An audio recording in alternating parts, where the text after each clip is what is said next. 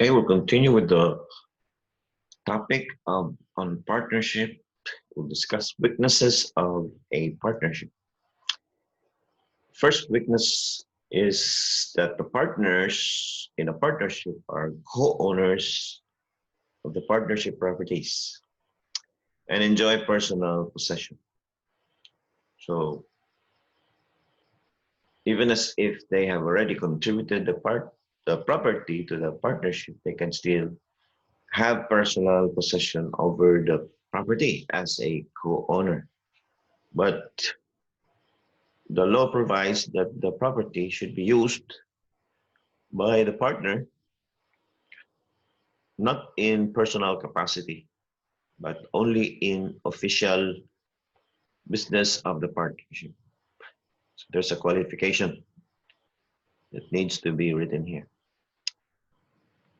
Okay, second weakness is that partners may individually dispose of real property of the partnership even when in partnership name. So this is very clear. No? They can dispose of for as long as it does not result to the selling of the entire the entire business of the property. The entire selling of the entire business of the partnership would be under the regulation of the bulk sales law. So it's prohibited. So what is being mentioned here is only individual disposal of real property. So single real property may be disposed of by a single partnership. Tagsa-tagsa lang baligya, uh, not in bulk. Okay. Third weakness, the dissolution of the partnership can come about by the change in relationship of partners. Example, when a partner chooses to cease being part of the partnership. So if there is a change in relationship between the partners or among the partners, then the partnership will have to be dissolved. So what are the changes? When are changes would come about in a relationship? Example is when a partner dies, or when a partner resigns from being a partner, or when a partner will be declared insane or will be in prison for more than 6 years. So those are the example. Another weakness, expulsion of partner dissolves the partnership. So naturally, because if one of the partners is expelled, then it changes the relationship of the partners. Another weakness, dissolved by the loss of the thing promised to be contributed to the partnership. So this happens when the thing that is promised to be contributed is lost before the contribution is made. So wala pa na yung na-contribute. Still in the possession of the partner and not yet contributed. So it dissolves the partnership. Another cause of dissolution, I already mentioned this one, death, insolvency, civil interdiction. The civil interdiction happens when a person is found guilty of a crime which carries a penalty of imprisonment of more than 6 years. So it dissolves the partnership.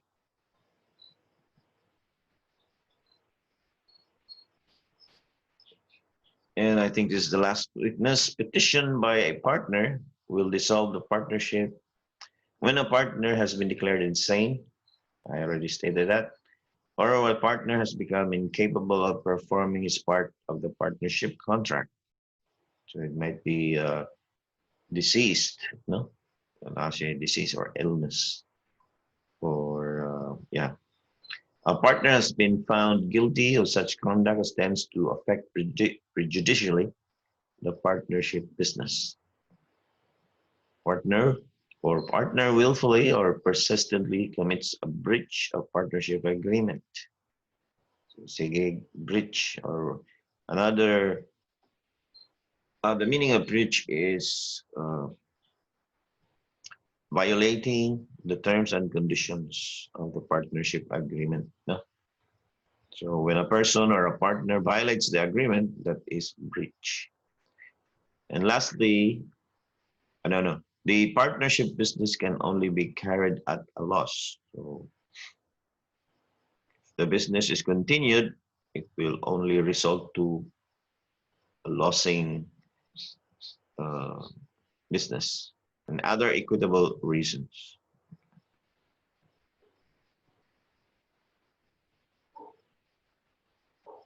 So generally, the death of a partner results to the dissolution of a partnership, but there's an exception, except when the articles of partnership stipulates that the partnership can continue even if there is death of any of the partners.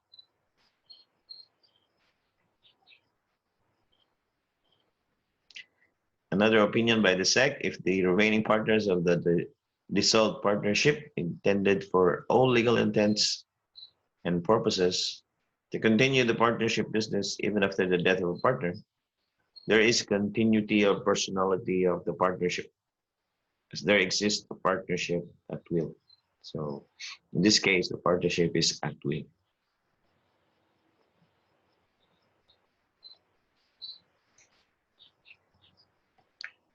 Now we will discuss what determines the existence of the partnership.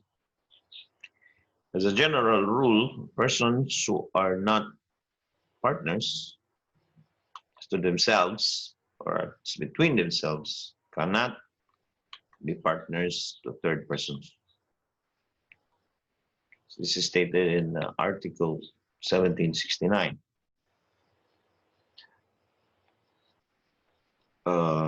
There's an exception to this rule when the partnership is by estoppel under Article 1825. Estoppel is when the partners, even though not belonging to a partnership, claim or falsely claim that they are partners. So that is partnership by estoppel. No? Again, example, when A and B, even though not partners, say for example, they went to the bank to borrow money and started showing false or falsified documents that they are partners.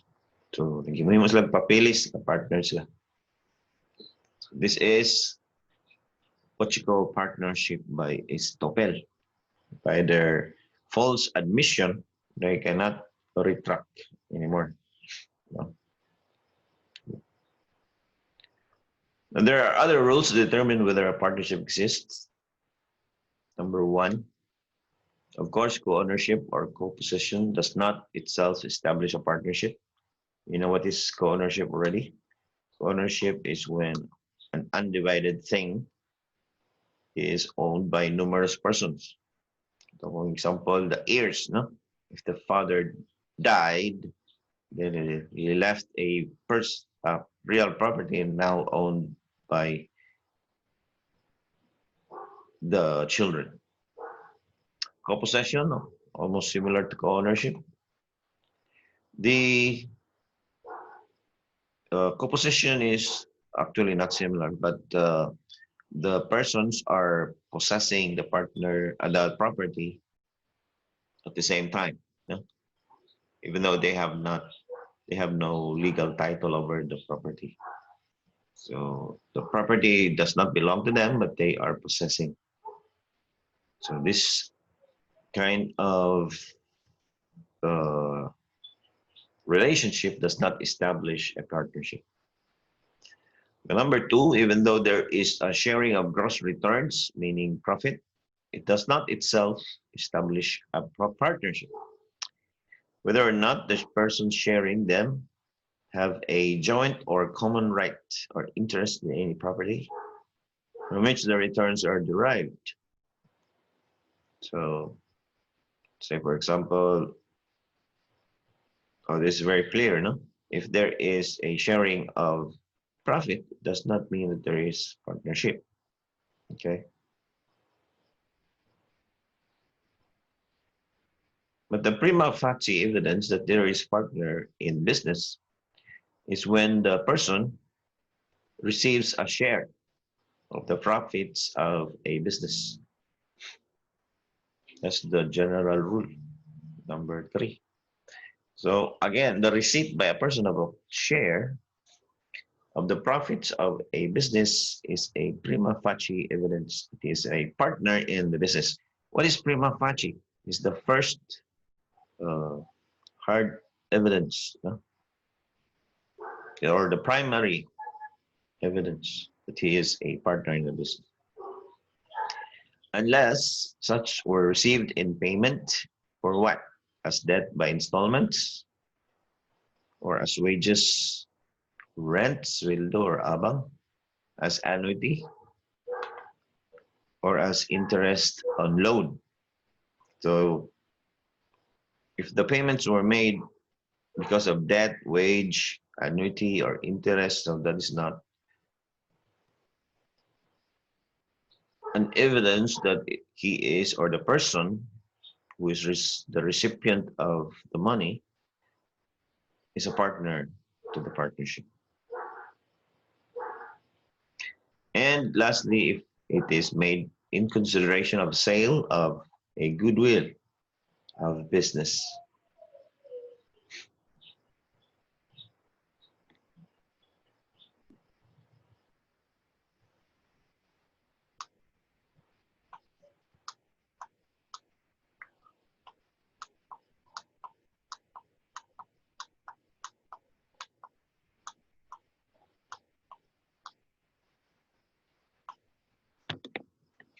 Okay.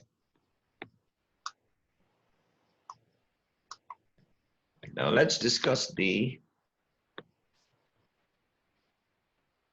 effects of unlawful partnership.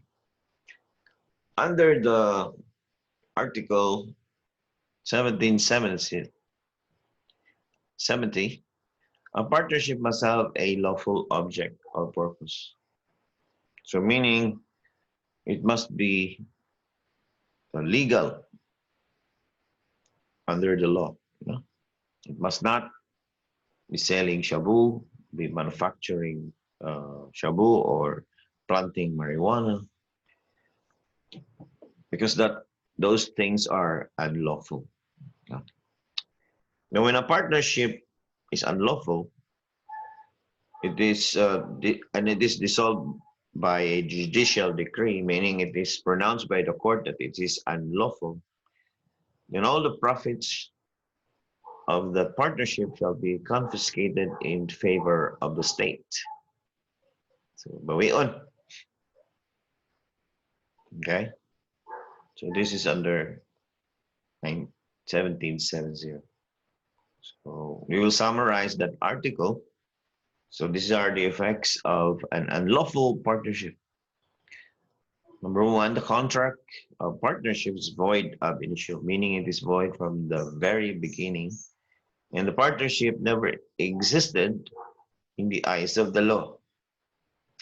Number 2, the profits of the business shall be confiscated in favor of the government. Number 3, the instruments or tools and proceeds of the crime shall also be forfeited in favor of the government. Then the contributions to the partners shall not be confiscated unless they fall under number 3 of section 1411.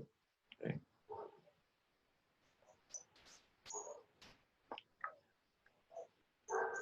In order to dissolve a partnership which is unlawful, there is it is not necessary to have it ruled by a court.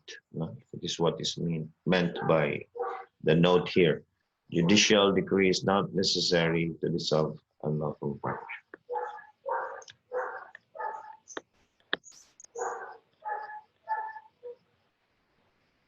Okay. What if the business of the partnership is partly legal and partly illegal? So, what is the effect? According to number 2 of this discussion here, where without the knowledge or participation of the partners, the firm's profits in a lawful business have been increased by wrongful acts, meaning the illegal acts, then the innocent partners are not precluded as against the guilty partners from recovering their share of the profits. So meaning those partners who are not involved in the illegal act are not prevented to go against the guilty partners in order to recover their share of the profits. So they can still get their share of the profits, meaning if the partnership has been declared illegal by the state or the court, so it will result to the closure of the business and all the profits and the tools shall be confiscated by the state. So in this case, what happens to the innocent parties? No? So this is the answer. So the innocent parties are not precluded to go against the guilty partners. So they can file a case against the guilty partners in order to recover their share of the profits. Okay. So let's go to the question of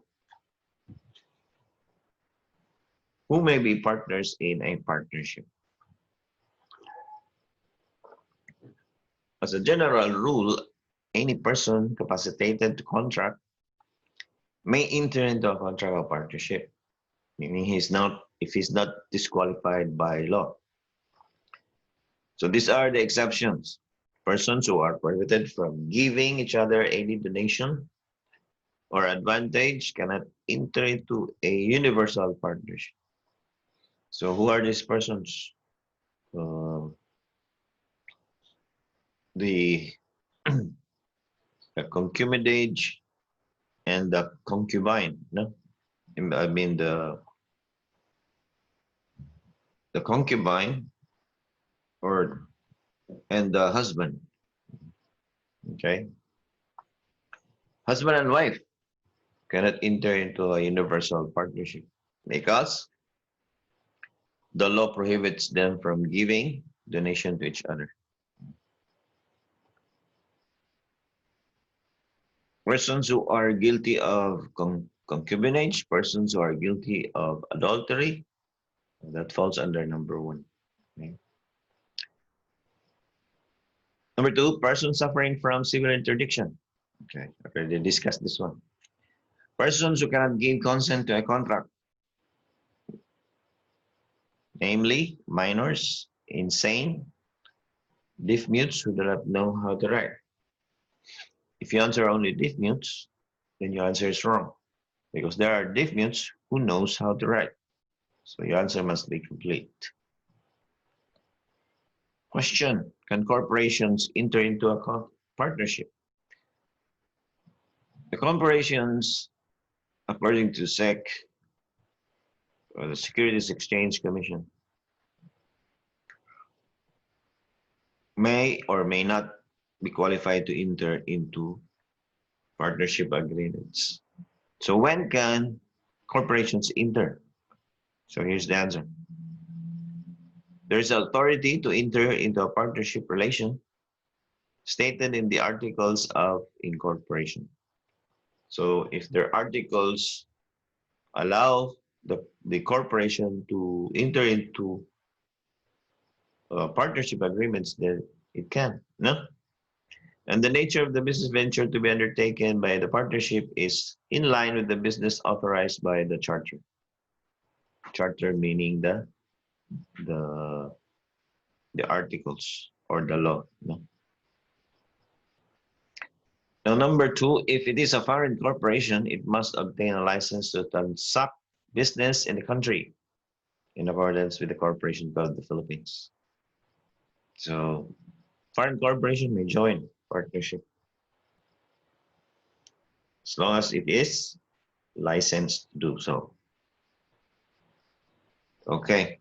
Now, when immovable properties are involved in the contribution of properties by the partners, it is uh, embodied in Article 1773 that the contract of partnership is void, no? Because there are conditions to be followed. And these are the following: the inventory of the property, which is contributed, must be attached to the public instrument. And this should be signed by the parties. It's indicated here. Okay. There should be an inventory of said property and signed by the parties and attached to the public instrument. Otherwise, it is the contract of partnership is void. What is void? Without legal effect. Okay, failure to comply with the requirement of public instrument and SEC registration will not affect the liability of partnership and the members to third persons. So even though they have not registered, they have not attached inventory, they have not made it or have it notarized. So may what naman notarized articles of partnership. They cannot escape liability to third persons. So if this partnership has not complied with the law and they have already transacted business, meaning they have already obtained loans, utang sila, they cannot escape their liability by proclaiming that they are void. No, the partnership is a void partnership. Okay. So when immovable property or real rights are contributed, okay, it's already discussed. So, okay.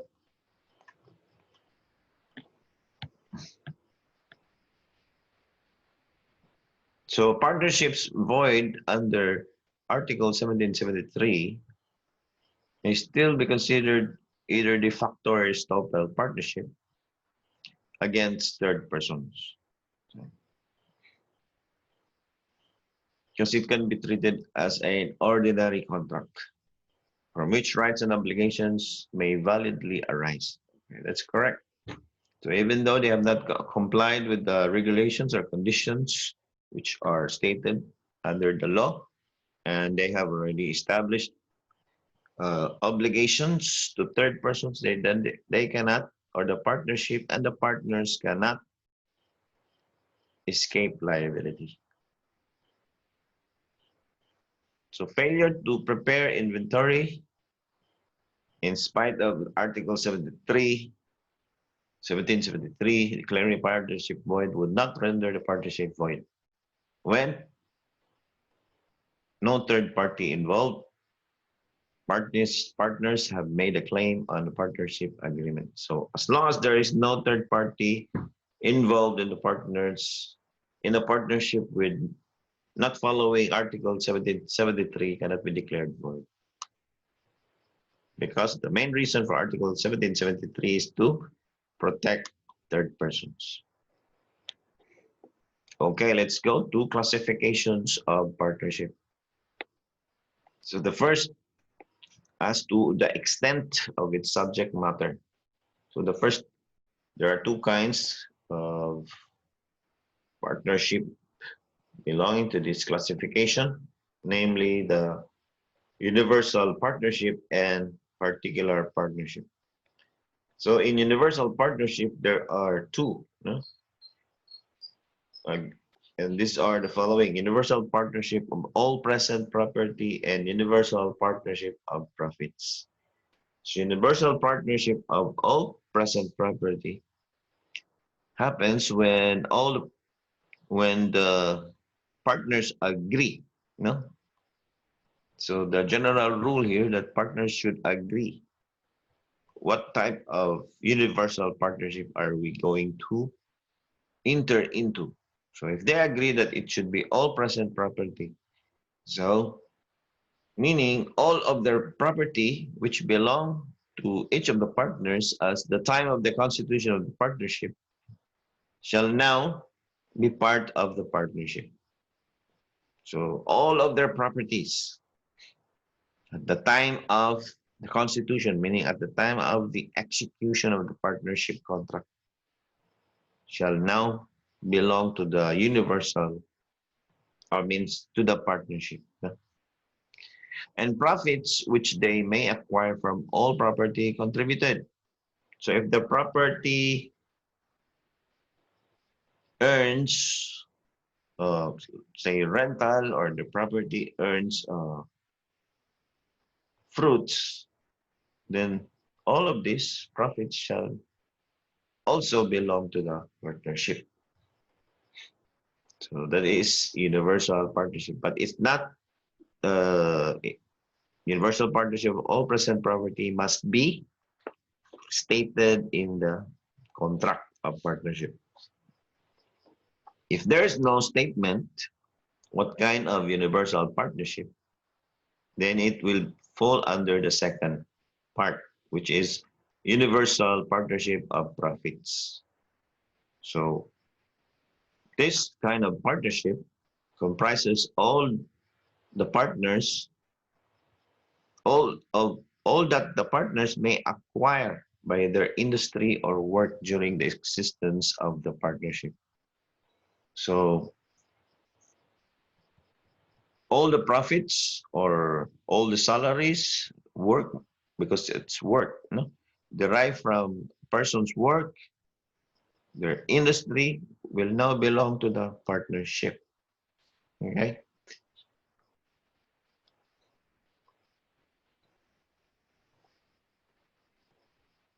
So that's letter B. Now, if the, no, I'm mistaken. If the agreement of the partners did not state that they will form a universal partnership, then it will not fall under universal partnership, but under particular partnership. Okay. Because agreement to enter into a partnership of universal partnership must be stipulated in the contract. So what did? If not, then it will be considered as a particular partnership. So another kind is particular partnership. This is as to the objects. No, it's objective. What are the objectives of the partnership? For determinate things, the use or fruits for a specific undertaking, like the example I've given, to build a bridge, or the exercise of professional vocation. So GPP, or General Professional Partnership, falls under this classification of partnership.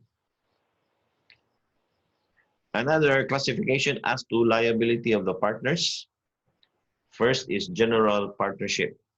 This consists of general partners who are liable pro rata and subsidiarily, and sometimes solidarily, with their separate property for partnership debts. No?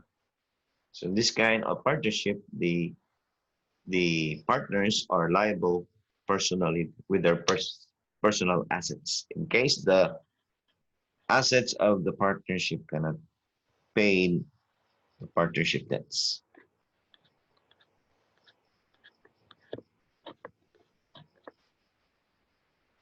And we have also a limited partnership,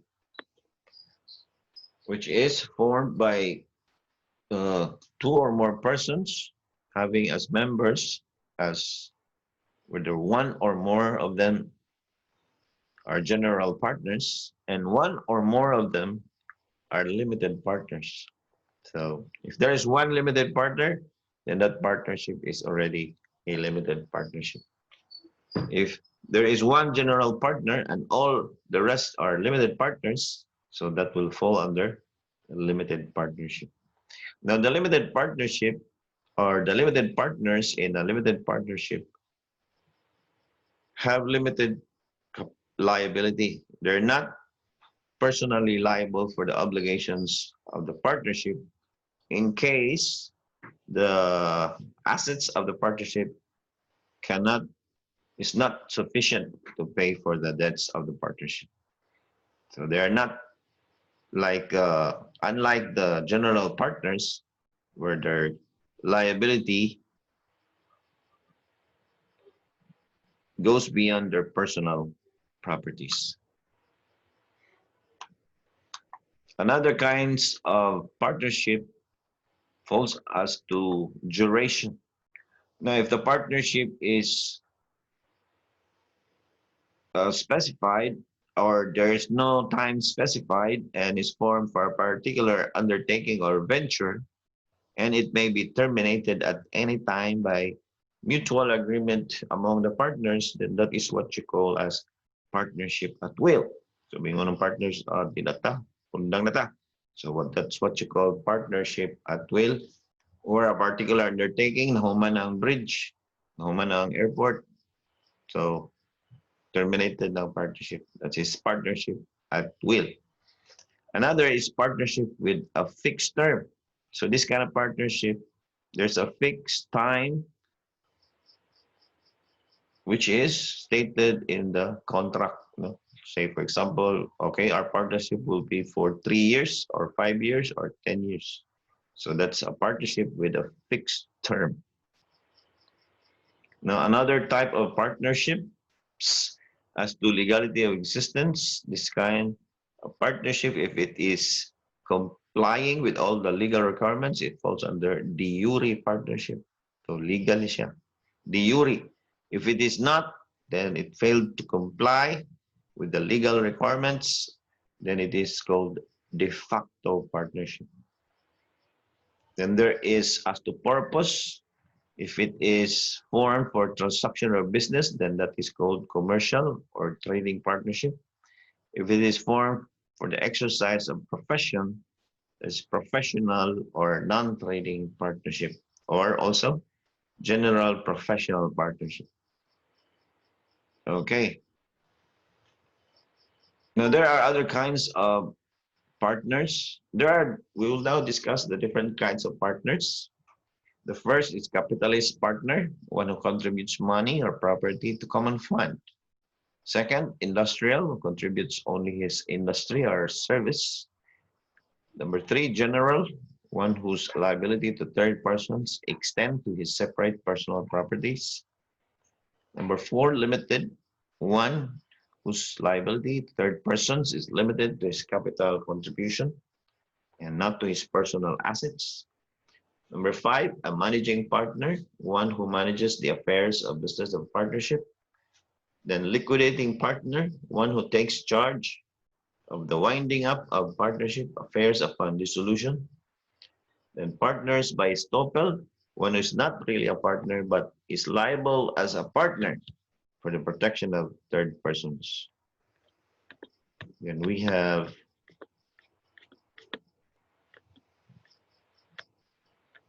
continuing partners, one who continues the business of a partner of the partnership after it has been dissolved by reason of admission of another partner, or retirement or death or expulsion of one of the partners.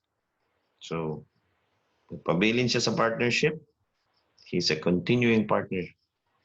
Then number 9, surviving partner, one who remains after the partnership has been dissolved by the death of any partner. Sub-partner, one who is not a member of the partnership who contracts with a partner with reference to the other share in the partnership. Number 10, sub-partner, one is not a member of the partnership who contracts with a partner with reference to the latter's share in the partnership. So, bahin na nila sa share. Then ostensible partner, one who takes active part and known to the public as a partner in the business. Secret, one who takes active part in the business but is not known to be a partner by outside parties. Then silent, one who does not take any active part in the business, although he may be known to be a partner. And lastly, dormant partner, one who does not take active in the part of the business and is not known as or held out as a partner. Okay, so that ends our discussion for part one of partnership. I hope you have learned something. And for any questions, clarifications, you may email me or chat me through my Facebook page. Thank you for your time and congratulations for enrolling with CITU. Have a good day.